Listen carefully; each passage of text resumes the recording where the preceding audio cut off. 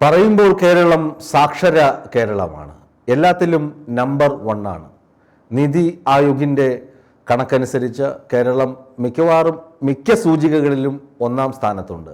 അതിൽ തർക്കമൊന്നുമില്ല. ദൈവത്തിൻ്റെ സ്വന്തം നാടാണെന്ന് നമുക്ക് അഭിമാനിക്കുകയും ചെയ്യാം. പക്ഷേ നിങ്ങൾ ഒരു കാര്യം ഓർത്തിട്ടുണ്ടോ? കഴിഞ്ഞ 5 വർഷത്തിനിടെ കേരളത്തിൽ എത്ര ആളുകൾ ആത്മഹത്യ ചെയ്തിട്ടുണ്ട്? പല കാരണങ്ങൾ ഉണ്ടാകാം. നമ്മുടെ KPCCയുടെ ഒരു സെക്രട്ടറി ഇക്കാര്യം ഒന്ന് ചിന്തിച്ചു. അദ്ദേഹം ഇതിനെ പലതരത്തിൽ അന്വേഷിച്ചു.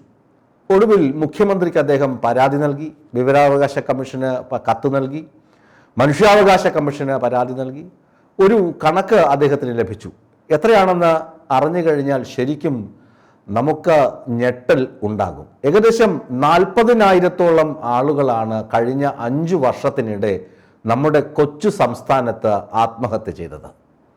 ഇതിൽ കർഷകരുണ്ട്, സ്ത്രീകളുണ്ട്, പുരുഷന്മാരുണ്ട്, പോലീസ് ഉദ്യോഗസ്ഥരുണ്ട്, മറ്റ് അല്ലാത്ത ഉദ്യോഗസ്ഥരുണ്ട്, കമിതാക്കളുണ്ട്, അങ്ങനെ തുടങ്ങി ഏകദേശം 40,000-ഓളം ആളുകൾ. ശരിക്കു പറഞ്ഞാൽ 36,192 പേർ.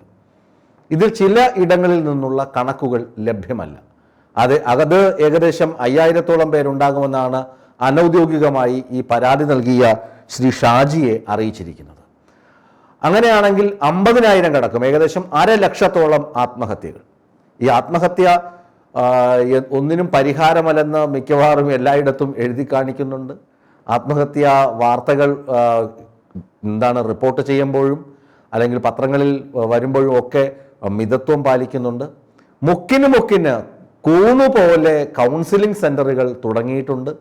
അറിയാം, മുമ്പാണെങ്കിൽ കൗൺസിലിംഗ് സെൻ്ററുകളൊന്നുമില്ല. സൈക്കാട്രിക് മെഡിസിൻ എടുക്കുന്നത് തന്നെ മാനസിക രോഗി എന്ന് മുദ്രകുത്തിയ അല്ലെങ്കിൽ ഭ്രാന്ത് എന്ന് മുദ്രകുത്തിയ ആളുകൾ മാത്രമാണ് സൈക്കാട്രിക് മെഡിസിൻ എടുത്തിരുന്ന ആളുകൾ. ഇന്ന് അങ്ങനെയല്ല. സൈക്കാട്രിക് മെഡിസിൻ എടുക്കുന്ന ആളുകൾ ധാരാളമുണ്ട്. അത് പലതരം രോഗങ്ങൾക്ക്, ചെറിയ ആങ്സൈറ്റി, ഒരുപാട് ഉത്കണ്ഠ തുടങ്ങി ഉറക്കം ലഭിക്കുന്നില്ല, അതിനുവരെ മനഃശാസ്ത്രജ്ഞനെ കണ്ട് മരുന്ന് വാങ്ങുന്ന ആളുകൾ ധാരാളമുണ്ട്.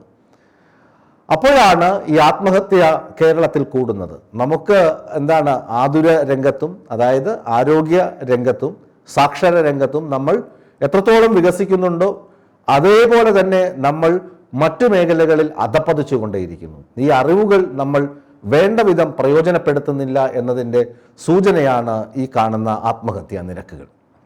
മുൻ DGP ആയിരുന്ന ശ്രീ സിബി മാത്യു, അദ്ദേഹത്തിൻ്റെ ഡോക്ടറേറ്റ് തന്നെ ആത്മഹത്യ സംബന്ധിച്ചാണ്.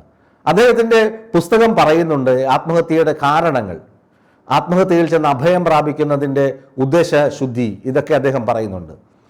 ഒരിക്കലും ഈ ആത്മഹത്യ എന്ന് പറയുന്നത് ധീരതയുടെ നിലപാടല്ല, ഭീരുവിൻ്റെ നിലപാടാണ് ആത്മഹത്യ. നമുക്കറിയാം, ഇടപ്പള്ളി ആത്മഹത്യ ചെയ്തിട്ടുണ്ട്, പല കവികളും ആത്മഹത്യ ചെയ്തിട്ടുണ്ട്, പല ചിത്രകാരന്മാർ ആത്മഹത്യ ചെയ്തിട്ടുണ്ട്. അത് ഇന്ത്യയിൽ മാത്രമല്ല, ലോകമെങ്ങും അങ്ങനെ തന്നെ സംഭവിച്ചിട്ടുണ്ട്. എന്തിന്, ഹിറ്റ്ലർ പോലും ആത്മഹത്യ ചെയ്ത വ്യക്തിയാണ്. ലോകത്തെ കിടുകിട വിറപ്പിച്ച ഹിറ്റ്ലർ പോലും അവസാനം ആത്മഹത്യ ചെയ്തു എന്നാണ് ചരിത്രം പറയുന്നത്. ആത്മഹത്യ ധീരൻ്റെ സ്വഭാവമല്ല എന്നാണ് എല്ലാവരും പറഞ്ഞു വെക്കുന്നത്. എങ്കിലും ഈ മലയാളികൾക്ക് ഇതെന്താണ് പറ്റിയത്? 36,000 പേർ ആത്മഹത്യയിൽ അഭയം പ്രാപിച്ചിരിക്കുന്നു.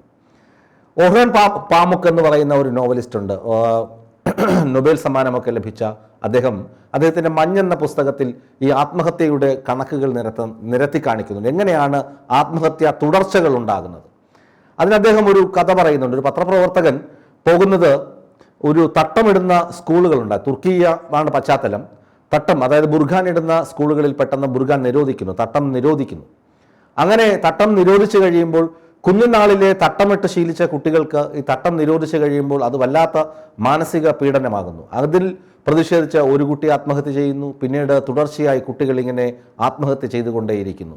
കാരണം ഒരു വസ്തുതയ്ക്ക് അല്ലെങ്കിൽ ഒരു സംഭവത്തിന് പരിഹാരം എന്നത് ആത്മഹത്യയാണെന്ന് തോന്നിച്ചു കൊണ്ടേയിരിക്കുന്നു. നമുക്കറിയാം, നമ്മുടെ കൊച്ചു കേരളത്തിൽ തന്നെ ശ്രദ്ധിച്ചിട്ടുണ്ടാകും, ഒരു സംഭവം അല്ലെങ്കിൽ ഒരു പ്രധാനപ്പെട്ട സംഭവം ഉണ്ടായാൽ അതിന് ഒരാൾ ആത്മഹത്യ ചെയ്ത് കാണിച്ചാൽ ഉടനെ തുടർ സംഭവങ്ങൾ ഉണ്ടാകും. 1, 2, 3, 4, 5, 6 കേസുകളെങ്കിലും അതിന് അനുബന്ധമായ ആത്മഹത്യകൾ ഉണ്ടാകും. നിങ്ങൾ റിപ്പോർട്ടുകൾ പരിശോധിച്ചാൽ മനസ്സിലാകും. ഞാനിപ്പോൾ അത് ചൂണ്ടിക്കാണിച്ചു കഴിഞ്ഞാൽ ആത്മഹത്യ അത് പ്രോത്സാഹിപ്പിക്കുന്നത് പോലെ തോന്നും. അതുകൊണ്ട് അത് ചെയ്യുന്നില്ല.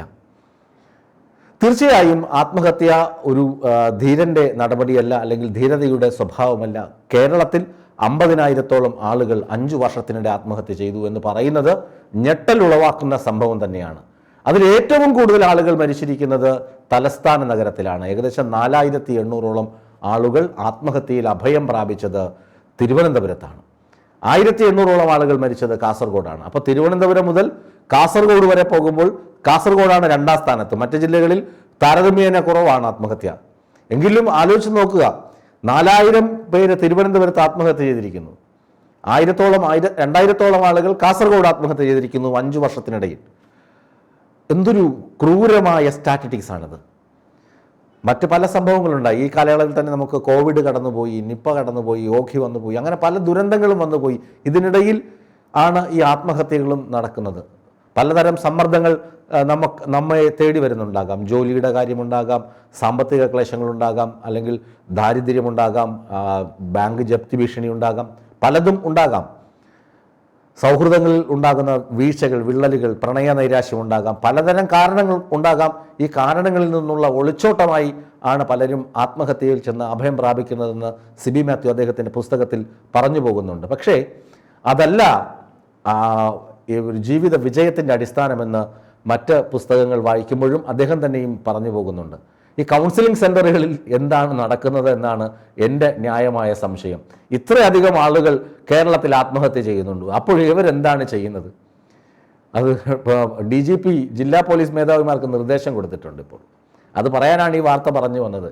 ഈ കൗൺസിലിംഗ് സെൻറ്റേഴ്സ് ഒത്തിരി ഉണ്ടല്ലോ കേരളത്തിൽ. അങ്ങോളം ഇങ്ങോളം പെട്ടിക്കട പോലെ തുറന്നു വച്ചിട്ടുണ്ട് കൗൺസിലിംഗ് സെൻ്ററുകൾ. ഒരു മണിക്കൂറിന് 1,000-ഉം 2,000-ഉം ഒക്കെയാണ് ഈ ആളുകൾ ഫീസ് വാങ്ങുന്നത്. ഒരു മണിക്കൂറിന് കൗൺസിലിങ്ങിന് 1,000, 2,000 ഒക്കെയാണ് ഫീസ്. എന്താണ് ഇവർ കൗൺസിലിംഗ് നടത്തി വിടുന്നത് എന്ന് അറിയണമല്ലോ. കൗൺസിലിംഗ് സെൻ്ററിൽ പോയ ആളുകളായിരിക്കുമല്ലോ ആത്മഹത്യ ചെയ്തതിൽ ബഹുഭൂരിപക്ഷം പേരും. എന്താണ് കൗൺസിലിംഗ് ചെയ്ത് വിടുന്നത് എന്ന് അറിയണമല്ലോ. അപ്പോൾ ജില്ലാ പോലീസ് മേധാവിമാർ ഇക്കാര്യം കൂടി ശ്രദ്ധിക്കണം, പോയി അന്വേഷിക്കണം കൗൺസിലിംഗ് എന്ത് തരത്തിലാണ് കൊടുത്തു വിടുന്നത് എന്ന്. ഭാര്യയും ഭർത്താവും തമ്മിൽ തർക്കമാണ്, ഭർത്താവും ഭാര്യയും പോയി കൗൺസിലിംഗ് കൂടുന്നു, എന്നിട്ട് എന്താണ് പറഞ്ഞു വിടുന്നത് എന്ന് കൂടി ഒന്ന് പരിശോധിക്കണം പോലീസ്. എന്നിട്ട് പരിശോധിച്ചിട്ട് ആരെങ്കിലും പോയി ആത്മഹത്യ ചെയ്യുകയാണെങ്കിൽ അതിൽ കൗൺസിലർക്കും പങ്കുണ്ടാകും. തീർച്ചയായിട്ടും കൗൺസിലിംഗ് ഏകപക്ഷീയമാണ്, അല്ലെങ്കിൽ കൗൺസിലർമാർക്കും കൗൺസിലിംഗ് ആവശ്യമായി വരുന്ന സാഹചര്യമുണ്ട്. അതുപോലെ ദേവാലയങ്ങളിൽ, ഏത് ദേവാലയമെന്നില്ല, എല്ലായിടത്തും കൗൺസിലിംഗ് ഉണ്ട്. മതപഠനശാലകളിൽ അല്ലെങ്കിൽ മതപുരോഹിതന്മാർ കാര്യങ്ങൾ പറഞ്ഞു കൊടുക്കുന്നുണ്ട്. അവരെന്തൊക്കെയാണ് പറഞ്ഞു കൊടുക്കുന്നത്? എന്നിട്ടും ആത്മഹത്യ പെരുകുന്നു. എല്ലാ മതങ്ങളിലുമുണ്ട് ഈ കാര്യങ്ങൾ.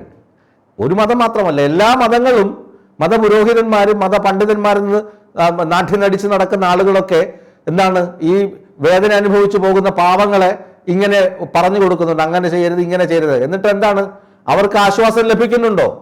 ഒരു തരിക്ക് ആശ്വാസം ലഭിക്കുന്നില്ല. ഒടുവിൽ അവൻ എന്താണ് ചെയ്യുന്നത്? ആത്മഹത്യ ചെയ്യുന്നു. അങ്ങനെയാണ് ഈ ആത്മഹത്യ പെരുകുന്നത്. ജില്ലാ പോലീസ് മേധാവിമാർക്ക് DGP കർശന നിർദ്ദേശം നൽകിയിട്ടുണ്ട്, അന്വേഷിക്കണം. മതപുരോഹിതന്മാരോ മതമേലധ്യക്ഷന്മാരോ മതങ്ങളുടെ പേരിലോ നടക്കുന്ന കൗൺസിലിംഗ് സെന്ററുകൾ, ധ്യാന കേന്ദ്രങ്ങൾ ഏത് മതത്തിന്റെ ആണെങ്കിലും അവിടെയൊക്കെ അന്വേഷണം നടക്കണം. അതുപോലെ ഏതൊക്കെ കൗൺസിലിംഗ് സെന്ററുകൾ മുക്കിന് കൂണുപോലെ വച്ചിട്ടുണ്ട്, നിങ്ങൾ പരീക്ഷ എഴുതിയിട്ട് ടെൻഷൻ അടിച്ചിരിക്കുന്നു, ഇങ്ങോട്ട് വിളിക്കൂ, ഞാൻ നിങ്ങളെ ആശ്വസിപ്പിക്കാം എന്ന് പറഞ്ഞ് നമ്പരും കൊടുത്തു വെച്ചിട്ടുണ്ട്. അവിടെ വിളിക്കുമ്പോൾ എന്താണ് പറഞ്ഞു കൊടുക്കുന്നതെന്ന് കേൾക്കണം. എന്നിട്ട് കുട്ടി പോയി ആത്മഹത്യ ചെയ്യുകയാണെങ്കിൽ പിടിച്ചകത്തിടണം ഇവനെയൊക്കെ, അല്ലെങ്കിൽ ഇവളെമാരെയൊക്കെ, കൗൺസിലർമാരെയൊക്കെ. എന്താണ് ചെയ്യുന്നതെന്ന്. പിന്നെ പുതിയ കുറേ ഗെയിമുകൾ ഇറങ്ങിയിട്ടുണ്ട് മൊബൈലിൽ. ഇതൊക്കെ ഈ ആത്മഹത്യയിലേക്ക് നയിക്കുന്നുണ്ടെന്ന് പഠനങ്ങൾ കണ്ടെത്തിയിട്ടുണ്ട്. അത്തരം ഗെയിമുകൾ കുറേയൊക്കെ കേന്ദ്ര സർക്കാർ നിരോധിച്ചിട്ടുണ്ട്, കുറേയൊക്കെ ഇപ്പോഴും വന്നും പോയും ഒക്കെ ഇരിക്കുന്നുണ്ട്. അതൊക്കെ നിരോധിക്കണം. രക്ഷിതാക്കൾക്കും കുറേയധികം പങ്കുണ്ട് ഈ ആത്മഹത്യാ സംഭവങ്ങളിൽ. കുട്ടികളുടെ ഈ പ്രായപൂർത്തിയാകാത്ത പിള്ളേരൊക്കെ ആത്മഹത്യ ചെയ്യുന്ന സംഭവത്തിലൊക്കെ രക്ഷിതാക്കൾക്കൊക്കെ പങ്കുണ്ട്. പങ്കെന്ന് പറഞ്ഞാൽ കൃത്യമായ പങ്കുണ്ട്. മക്കളെ നേരെ നോക്കണം. ഞാൻ പറയുന്നത് ചുമ്മാ ഉപദേശിക്കാൻ വേണ്ടി കയറിയിരുന്ന് പറയുന്നതല്ല, വാർത്ത പറയുന്നതാണ്. ഈ ആത്മഹത്യ കണക്ക് നിങ്ങളുടെ ചങ്ക് പൊള്ളിക്കണം. 50,000 പേർ 5 വർഷം കൊണ്ട് 50,000 പേർ നമ്മുടെ നാട്ടിൽ മരിച്ചുപോയെങ്കിൽ, ആത്മഹത്യ ചെയ്തുവെങ്കിൽ, ഞാനും നിങ്ങളുമൊക്കെ മൂക്കത്ത് കൈവച്ച് ഇങ്ങനെ ഇരുന്നാൽ മതിയോ? നമ്മുടെ ചുറ്റും നടക്കുന്നത് കണ്ണോടിച്ച് കാണണ്ടേ? നിങ്ങൾ തിരിഞ്ഞു നോക്കൂ, നിങ്ങളുടെ തൊട്ടടുത്ത് ഇരിപ്പുണ്ട് കൗൺസിലിംഗ് സെന്റർ. പരീക്ഷയിൽ തോറ്റോ? പേടിക്കണ്ട, ഇങ്ങോട്ട് വിളിക്കൂ.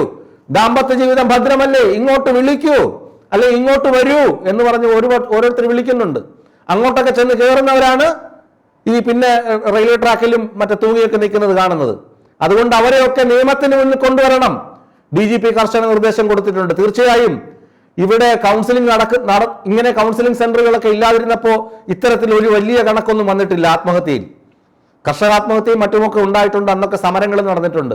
ഇങ്ങനെ വലിയൊരു കണക്കൊന്നും മുമ്പ് കാലത്ത് ഉണ്ടായതായി എൻ്റെ അറിവിലില്ല. എനിക്ക് എന്ത് വന്നാലും ഒരു 25 വർഷത്തെ പത്രപ്രവർത്തന പാരമ്പര്യമേ ഉള്ളൂ. അതിനു മുമ്പ് എങ്കിലും ഇത്ര 50,000 പേരും 60,000 പേരൊന്നും ആത്മഹത്യ ചെയ്തതായിട്ട് കണക്കുകൾ അതിനു മുമ്പ് വന്നിട്ടുള്ളതായി എനിക്കറിയില്ല. എൻ്റെ അറിവില്ലായ്മയായിരിക്കാം.